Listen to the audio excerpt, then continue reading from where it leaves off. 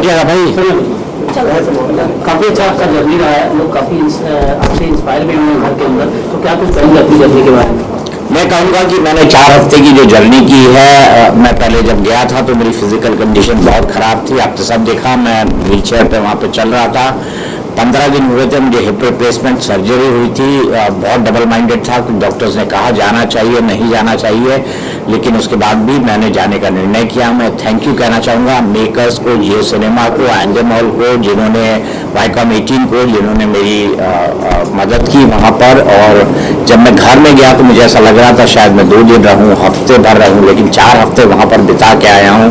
बहुत कुछ सीख कर आया हूँ, बहुत कुछ सिखा कर आया हूँ। उम्मीद है कि जो सिखाया है मेरी सीख लोग याद रखें, अपने अनुभव, मेरे अनुभव का इस्तेमाल करें, और जो मैंने सीखा है वाकई में उसे मैं ज़िंदगी भर याद रखूँगा। जब आप घर से बाहर आ रहे थे तो काफी ज़्यादा घर के अंदर लोग रो रहे थे, रणवीर, कटारिया और शिवानी, तो सबसे ज़्यादा इमोशनल अटैचमेंट किसके साथ आपको हुई है? देखिए, मेरे साथ सबके साथ इमोशनल अटैचमेंट है। ऐसा कोई नहीं है जिसको मैं कहूँगा कि मेरा उससे इमोशनल अटैचमेंट नहीं था। सब लोग मेरे पास आते थे, अच्छी बुरी बातें करते थे, अच्छी बुरी बातें सुनते थे, सुनाते थे। हमारा एक रिश्ता था और वो रिश्ता समय के साथ डेवलप हुआ है। एक में ना बड़ा वक्त होता है, एक छत के अंदर रहना इस डिजिटल युग में, ना टीवी देखना, ना फ़ोन आपके पास, हमारे पास है था भी तो वो एक सर्टेन टास्क के लिए था, बाहर वाला के लिए वो फ़ोन दिया गया था।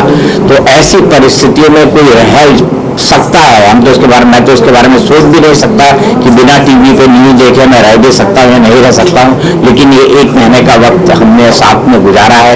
मुझे ये लगता है कि मैं वहाँ पर ट्रॉफी जीतने नहीं, दिल जीतने गया था, और ट्रॉफी जीतना मेरा मकसद कभी था ही नहीं, मैं दिल जीतने गया था। और वाकई मुझे अब ऐसा लगता है कि मैं वहाँ पर कई दिल जीत कर आया हूँ। उनके आंसू इस बात के गवाह हैं। दीपक सर, आपसे जानना चाहूंगी, जैसे कि आपने कहा नॉमिनेट घर से बाहर आ चुके हैं, बट कहीं ना कहीं अभी भी रवि सर, हाँ सर, वो अभी भी वो टास्क, जो फोन का टास्क हुआ था उसमें आपने उन्हें सेव किया था, कहीं ना कहीं उन्होंने आपको नॉमिनेट कर दिया, कहीं ये लोग जहाँ बोल रहे थे कर्मा रिफ्लेक्स हुआ है, इस पे आप क्या कहेंगे? मैं सिर्फ इतना कहना चाहूँगा कि मुझे किसी से इस बात की नाराज़गी नहीं है कि किसने मुझे नॉमिनेट किया, किसने नहीं किया। बिग बॉस के घर में मुझे कोई परमानेंटली नहीं रहना था। 4 हफ्ते बाद नहीं तो 6 हफ्ते बाद शो ख़त्म होना था और मुझे बाहर आ जाना था। ये बात ठीक है कि मैं 4 हफ्ते बाद नॉमिनेट हुआ, ये भी ठीक है कि रणवीर ने मुझे नॉमिनेट किया। मैं सिर्फ इतना कहना चाहूँगा कि रणवीर ने जो किया, हमारी ज़िंदगी में जो बड़े परिवर्तन होते हैं उसके लिए कोई ना कोई माध्यम बनता है। रणवीर भी मेरे लिए माध्यम बने, इससे ज़्यादा मैं उसके बारे में कुछ नहीं सोचता। हाँ, अगर कोई कर्मा की बात कहता है तो मैं कहूँगा कि ये मेरे अच्छे कर्म हैं कि मैं इस विपरीत हालात में भी बिना किसी बड़ी मुसीबत के बिग बॉस में एक महत्वपूर्ण महीने बिता कर आया हूँ, और मैंने वहाँ से काफ़ी कुछ सीखा है। अदनान बदतमीजी से बात किए थे तो आपको कितना हर्ट हुआ था उस टाइम पे?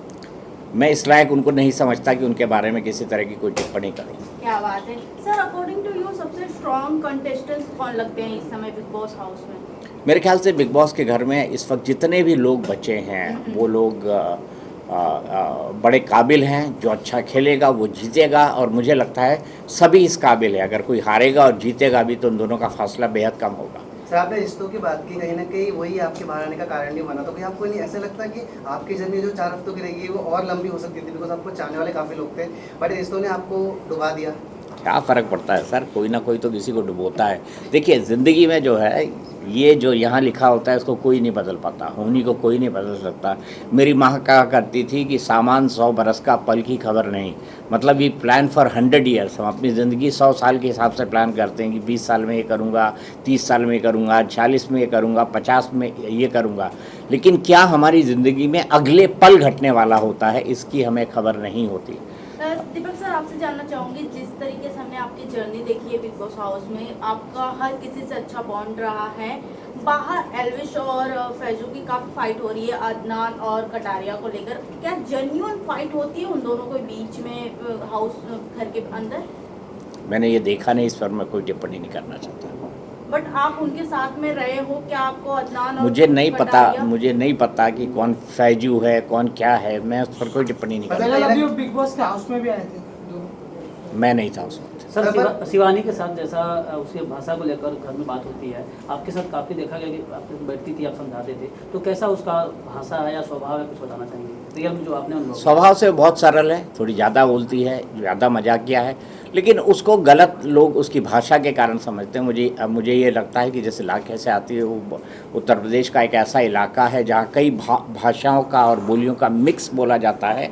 वहाँ की लैंग्वेज इसी तरीके की है, तो मैंने यही लोगों को समझाने की कोशिश की। मैंने यही एके को भी बताने की कोशिश की थी वीकेंड का वार में। और मेरा ये मानना है कि शिवानी समय के साथ बदली है, सीखी है, और ये उसकी व्यक्तित्व में भी जल्दी दिखेगा। सर, आप अरमान मलिक फैमिली से भी काफी क्लोज रहे हैं। पायल सबसे पहले घर से निकल गई हैं और कृतिका अभी भी बनी है। ऑडियंस के अकॉर्डिंग देखा जाए तो कृतिका कुछ नहीं कर रही है, पायल सबसे ज्यादा स्ट्रांग बताई जा रही है। आपको क्या लगता है कृतिका और पायल में से कौन सा स्ट्रांग था और किसको घर में रहना ज्यादा डिजर्विंग था? मैं ऑडियंस क्या सोचते हैं क्या नहीं सोचते इसके हिसाब से किसी को वैल्यू जज नहीं कर बट सकता। आपके अकॉर्डिंग आप क्या देखते हो, दोनों के बीच में सबसे ज्यादा कौन स्ट्रांग था? मेरे हिसाब से दर्शक इसके बारे में डिसाइड करेंगे। सर, कटारिया के साथ जिस तरह रणबीर के साथ झगड़ा होता था और दोनों के विशाल के साथ भी, तो उस पर आप क्या देखते हैं, कौन सही था कौन गलत था, कुछ अपना?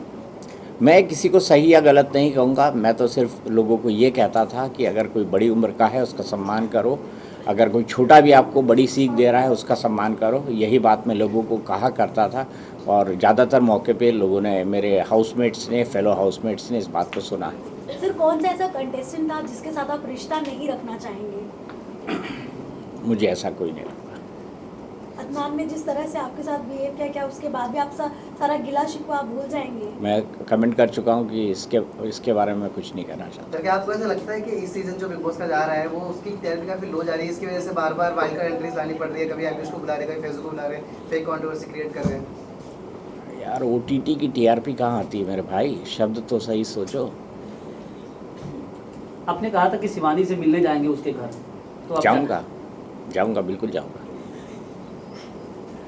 सर, बिग बॉस के बाद आपने मतलब आपके लाइफ में मतलब अभी क्या चेंजेस आए, आप इसके बारे में क्या कहना चाहोगे, या क्या चेंजेस आ सकते हैं, आपको क्या लगता है इसके बारे में? एक दिन में तो मुझे कोई चेंज नहीं दिखा। सर, आपने वेट कितना लूज किया? क्योंकि बिग बॉस इसीलिए जाना जाता है कि लोग अंदर जाने के बाद वेट तो जरूर लूज कर लेते हैं, 4-5 किलो। अभी मैं अपने जो वेट स्केल है उस पर चढ़ा नहीं हूँ, लेकिन वेट मैंने जरूर लूज़ किया।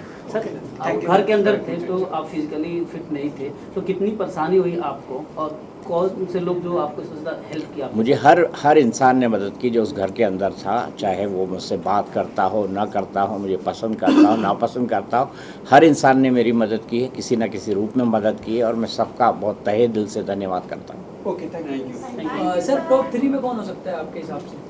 मेरे हिसाब से टॉप 3 में मैं खुद हूँ। तारा। Thank you.